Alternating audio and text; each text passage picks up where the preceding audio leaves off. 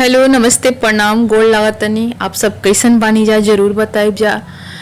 हम ठीके ठाक बानी, लेकिन मेरा अभी भी थोड़ा तबीयत खराब बा। काहे कि सर्दी जुकाम बहुत ज़्यादा हो रहा बा, तो गला थोड़ा खराब बा, तो आवाज़ में थोड़ा परिवर्तन हुई तो माफ़ करब जा।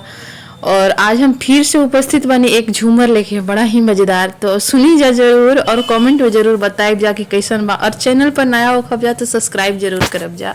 हाइया सकुलिया पढ़े मत जाई राजा जी, हाइया सकुलिया पढ़े मत जाई राजा जी। हंस दीहन मैडम तो फंस जाई राजा जी, हंस दीहन मैडम तो फंस जाई राजा जी। मलिया की बगैचा जोनी जाई बे राजा जी, मलिया की बगैचा जोनी जाई बे राजा जी। हंस दी मलिनिया तो फंस जाई बे राजा जी, हंस दी मलिनिया तो फंस जाई बे राजा जी।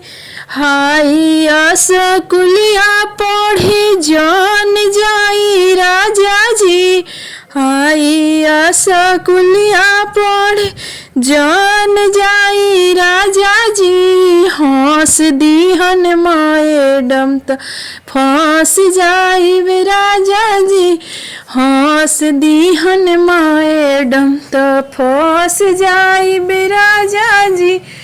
चूड़िया के दुकानवा रौरा जान जाई राजा जी, चूड़िया के दुकानवा रौरा जान जाई राजा जी। हंस दी चूड़िहारिन तो फंस जाई राजा जी, हंस दी चूड़िहारिन तो फंस जाई राजा जी।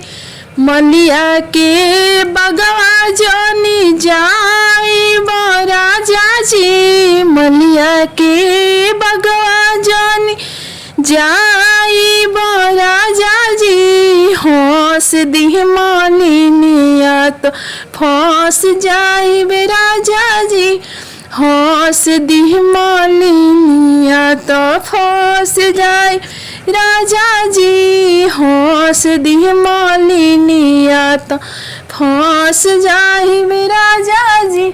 अकेले ससुररिया रौरा जोन जाई राजा जी, अकेले ससुररिया रौरा जोन जाई राजा जी। हंस दीहन साली लोग तो फंस जाई राजा जी, हंस दीहन साली लोग तो फंस जाई राजा जी। हाइया सकुलिया पढ़े मत जाई राजा जी, कॉलेजिया स्कूलिया पढ़े मत जाई राजा जी। हंस दीहन मैडम तो फंस जाई राजा जी, हंस दीहन मैडम तो फंस जाई राजा जी।